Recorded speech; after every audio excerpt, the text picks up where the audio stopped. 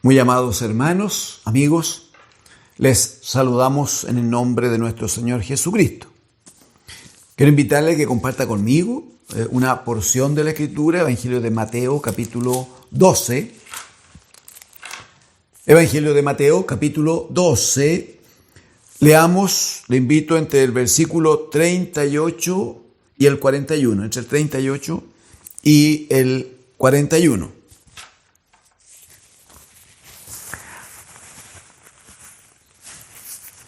Dice el versículo 38 en el nombre del Señor Jesucristo. Entonces respondieron algunos de los escribas y de los fariseos diciendo: Maestro, deseamos ver de ti señal.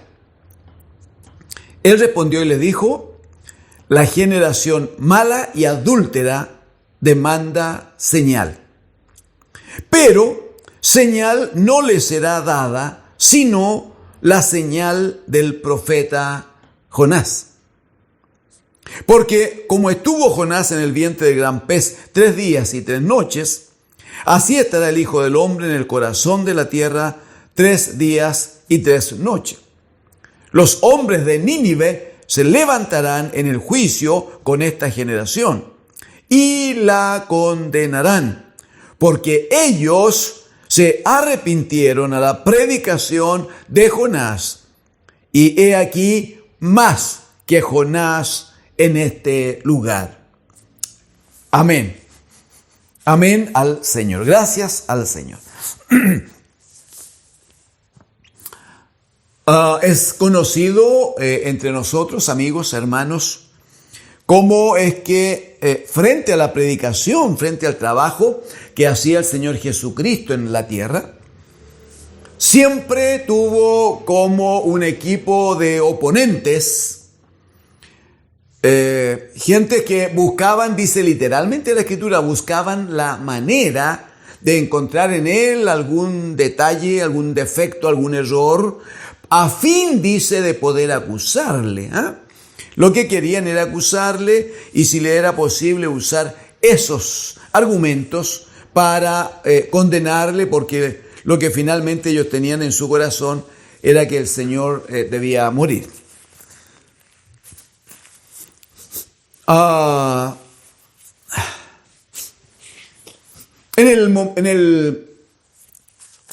porción que acabamos de leer en las Escrituras aquí en el Evangelio de Mateo dice que algunos de los escribas y de los fariseos vinieron al Señor y de frente, derechamente, le dijeron: Maestro, deseamos ver de ti señal. Deseamos ver de ti señal.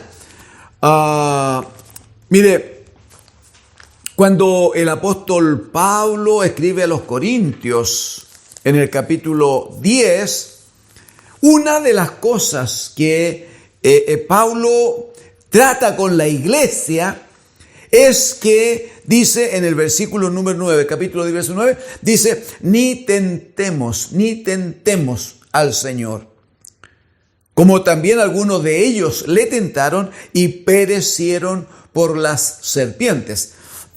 Está referido a una palabra del Señor, a un tiempo ocurrido con Israel cuando estaban en el desierto, en que el pueblo de Israel terminó en medio allí del desierto, luego que el Señor les había sacado de la esclavitud de Egipto, cosa que nadie nunca pudo haber hecho.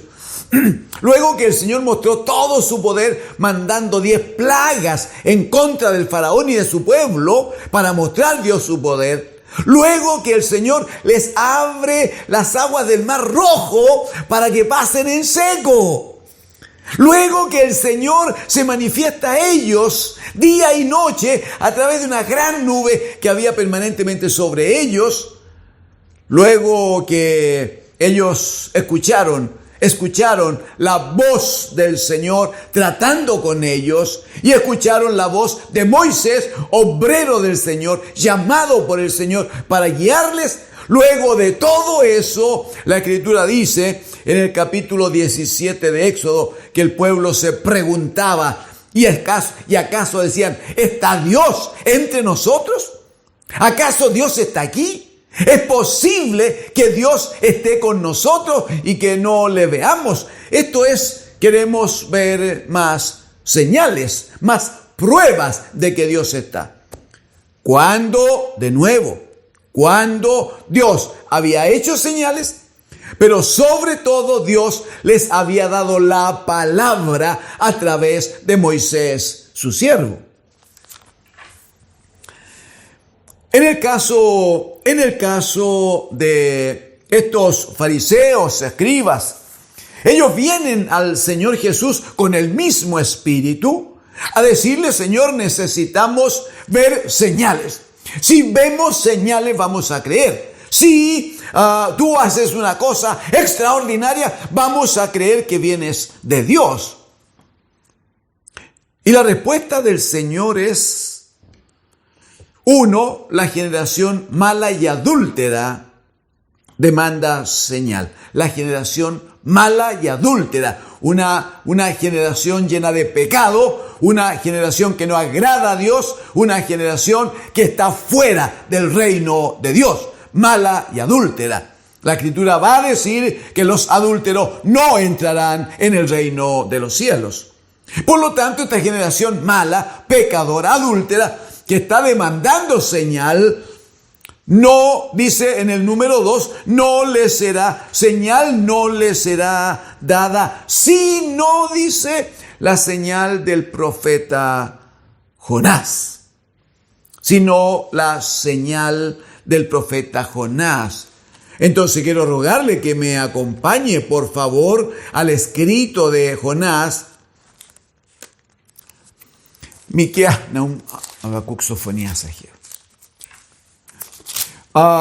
Que me acompañe a Jonás. Jonás es uno de los llamados profetas menores por lo breve de sus escritos. Tiene 4 capítulos, cada capítulo muy breve. En el primer capítulo, el Señor llama a Jonás, que era profeta de Dios. Jonás aparece luego en Segunda de Reyes, capítulo 14, versículo 25, aparece siendo usado por el Señor, con lo cual comprueba que no era un profeta aparecido, no era cualquier hombre, no, era un profeta de Dios. Pero un profeta de Dios que lamentablemente no fue obediente a la voz del Señor. Entonces en el capítulo 1 de Jonás, Dios le da instrucción de que vaya a un lugar muy pagano llamado Nínive, y que les predique allí y les anuncie de que el pecado de Nínive había subido a la presencia de Dios y por lo tanto Dios les iba a exterminar, salvo que se arrepintiesen, claro. Lo que hace Jonás, si tiene ocasión, le ruego que lo lea, es ir hasta un lugar de embarque y toma pasajes para un lugar distinto de Nínive, donde había sido mandado.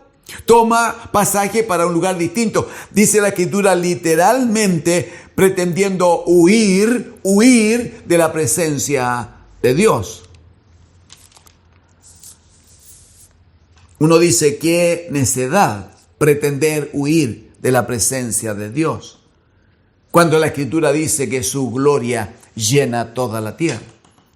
Cuando la Escritura da testimonio de Cristo, Efesios capítulo 4, y dice que Cristo subió por encima, una vez resucitado, dice, Él subió por encima de todos los cielos para llenarlo todo.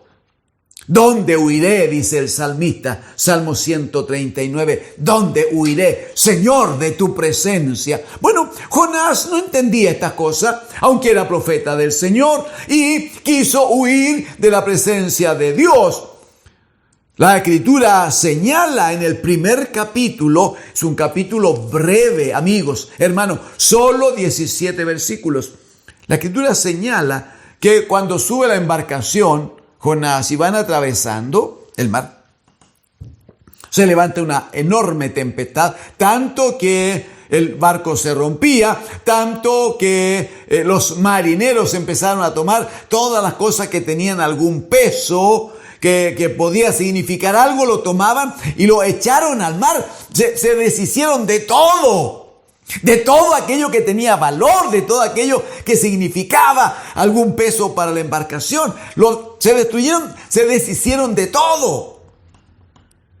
Y luego dice que cada uno invocaba a su Dios, cada uno tenía su propio Dios. Sin embargo, dice que Jonás dormía en la embarcación, lo despertaron, le dijeron que también orara y luego decidieron echar suerte entre todos. La suerte cayó sobre Jonás y le preguntaron qué pasaba con él, porque él era culpable de lo que pasaba. Bueno, y Jonás dice entonces, finalmente confiesa allí, dice que él teme a Jehová, Dios, dice que él es del pueblo de Dios, del pueblo de Israel, que es judío.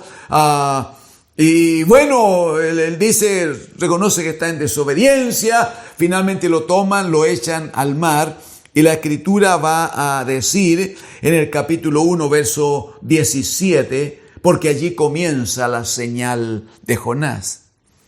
Capítulo 1, verso 17 de Jonás, dice, pero Jehová tenía preparado un gran pez que tragase a Jonás.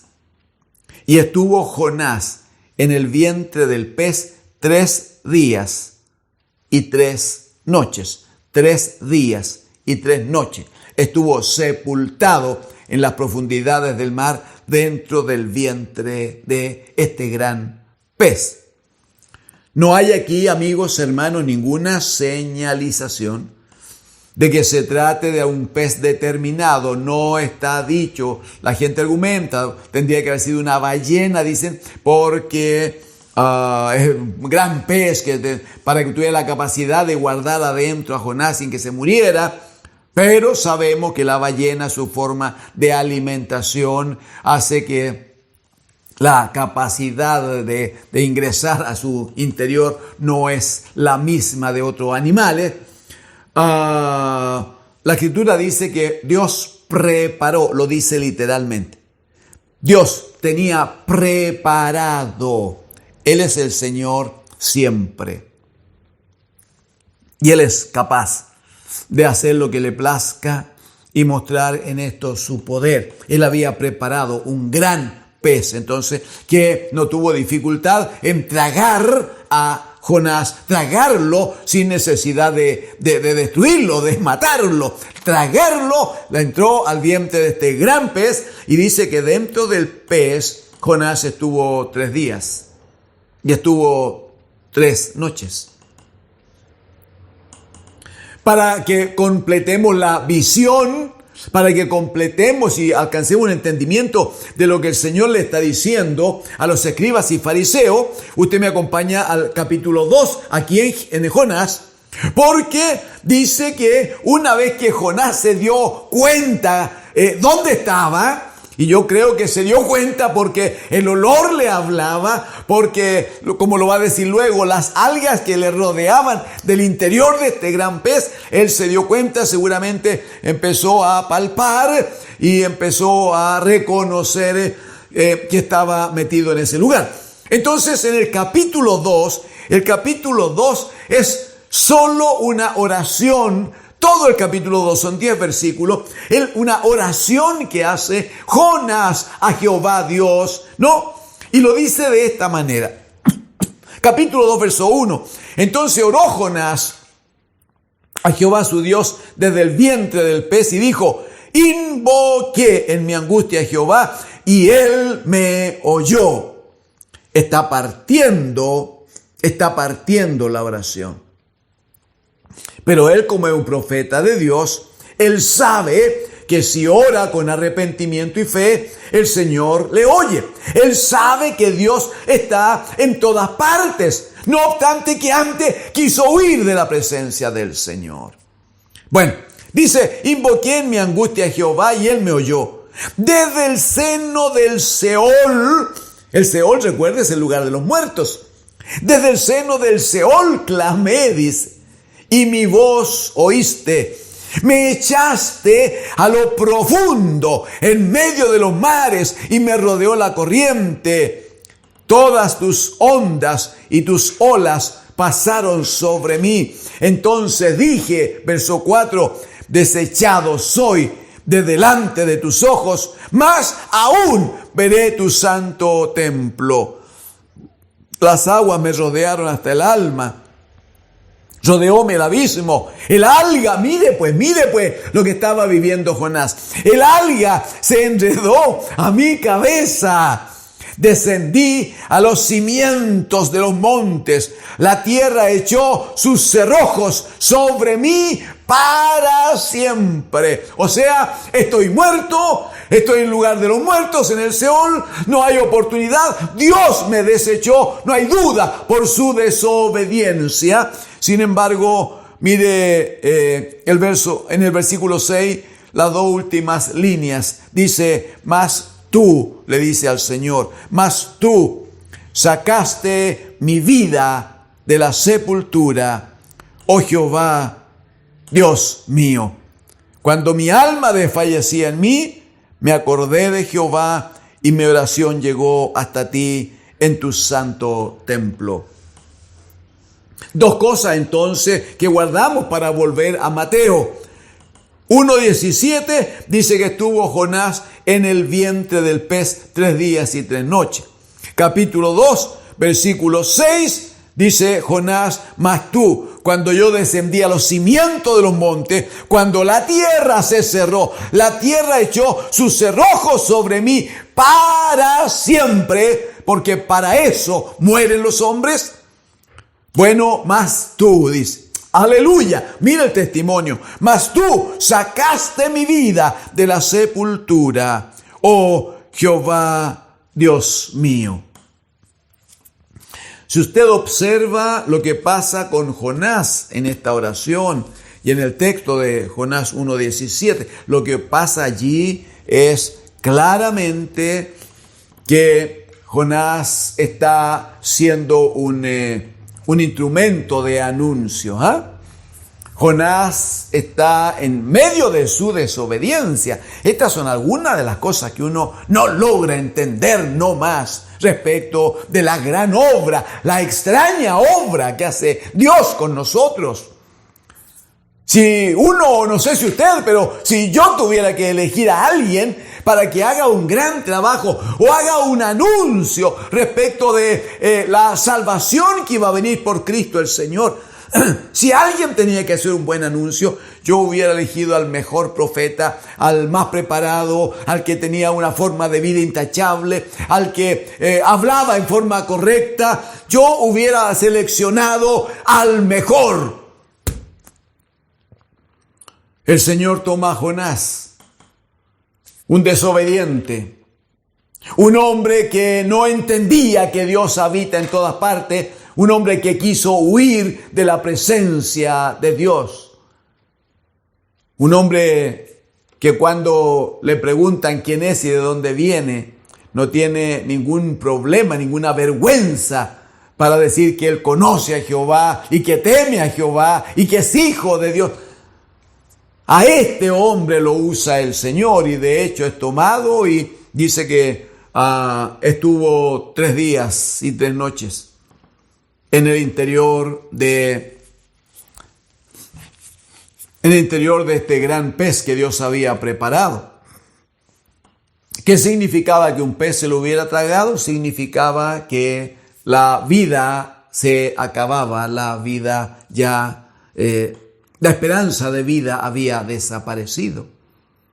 Sin embargo, la Escritura dice, pues en el capítulo 2 que leímos recién, que compartimos, dice que allí ora Jonás, ora a Dios y se acuerda y dice, aunque estoy en las profundidades de los montes, aunque donde son fundamentados los montes, allá ando yo, ando en las profundidades, no hay ninguna posibilidad para mí, no hay nada, yo estoy en el Seol, dice, yo estoy absolutamente muerto, no hay forma de que nunca nadie se acuerde de mí, más aún, Jonás reconoce, yo he sido desechado por Jehová, dice.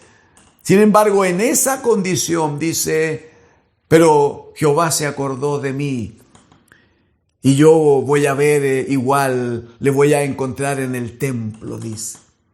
¡Qué cosa tan hermosa! En Mateo capítulo 12, cuando los fariseos y escribas vienen al Señor para pedirle señales, el Señor dice, no habrá ninguna señal especial para ustedes. Ustedes son una generación perversa, adúltera, pecadora. No habrá señales para ustedes. Lo que sí habrá es el recuerdo de lo que vivió Jonás. Eso sí, esa señal ustedes la van a vivir, la van a ver. Lo que Jonás vivió, ustedes lo van a presenciar y se van a dar cuenta que aquello era un anuncio de lo que Dios tiene preparado para estos tiempos. Está diciendo el Señor Jesucristo que Él, que trae el Evangelio de Dios a la tierra, se va a manifestar de una manera similar a como ocurrió con Jonás. Respecto del Evangelio que dice la Escritura, 1 Corintios capítulo 15, versículos 3 y 4, por el apóstol Pablo, él dice, porque el Evangelio que os he predicado señala uno, que Cristo murió conforme a las Escrituras por nuestros pecados. 2, que fue sepultado, que murió y fue sepultado, pero al tercer día entonces, a la manera de Jonás, al tercer día, el Padre lo levantó de entre los muertos y le sentó a su diestra para que hiciera la voluntad del Padre, gobernando sobre todas las cosas en los cielos, en la tierra y debajo de la tierra. El Señor Jesucristo agrega un hecho interesante aquí, que es con lo que debemos cerrar este día. Dice, esta generación, le dice el Señor a los religiosos, esta generación claramente es más pecadora que la ciudad de Nínive, porque la ciudad de Nínive escuchó la palabra del Evangelio, se arrepintieron, convirtieron su corazón y el Señor los perdonó. El problema, dice el Señor, es que esta generación escucha la predicación del Evangelio. Va a ver luego la misma señal de Jonás en la vida del bendito Hijo de Dios. Sin embargo, como nos enseñan las Escrituras, finalmente ninguno se arrepintió, ninguno vio al Señor, ninguno reconoció la gran señal de Dios a través de su Hijo. ¿No? Esa señal del poder de Dios, ese poder de santidad, dice Pablo escribiendo a los Romanos, ese poder de resurrección con que el Señor se manifiesta. Amigos, hermanos, la existencia de Dios, la presencia de Dios y la obra de Cristo no tiene que ver con, permítame decirlo de esta manera, con pequeñas señales. Que el Señor es poderoso, aleluya, somos testigos de esto, que el Señor es poderoso para sanar enfermos, para sacar adelante cuestiones difíciles en la vida de hombres y mujeres, que el Señor es poderoso para cambiar las vidas, que el Señor es poderoso para arreglar matrimonio absolutamente destruido, que el Señor es capaz de sanar a niños que están próximos a la muerte, que el Señor puede sanar de cáncer a varias personas, etcétera. Que todo eso el Señor lo puede hacer, es así, nunca lo pondríamos en duda. Él es el Señor, la gloria es toda suya. Pero la gran señal de la existencia de Dios y del amor de Dios, Juan 3:16, dice, porque de tal manera Dios amó al mundo que ha dado a su Hijo único. ¿Para qué lo dio? Para que muriera por nosotros y fuera sepultado y estuviera allí y al tercer día, igual que Jonás, y al tercer día fuera levantado de entre los muertos y sentado a la diestra de Dios. Amigo, no hay otra mejor señal. No hay otro mejor anuncio, no hay otro mejor momento para observar la gran obra y el amor de Dios para tu vida, como lo ha sido ya para nosotros. No hay otro acontecimiento del cual puedas tomarte para que tu vida tome sentido, sino en que Cristo murió por ti en la cruz, para que si tú te entregas a Él, si tú confiesas tu vida a Él, para que si tú le recibes a Él como el Salvador y Señor de tu vida, entonces se manifieste la vida de Cristo en ti. No hay otra señal. La señal es que Cristo por amor murió por ti, fue sepultado y el Padre lo resucitó con poder al tercer día. La gran señal de cuánto Dios ama al mundo, cuánto Dios nos ama a través de Cristo, su amado Hijo. Deseamos para usted, hermano, amigo, deseamos para usted la mayor bendición del Señor. Amén.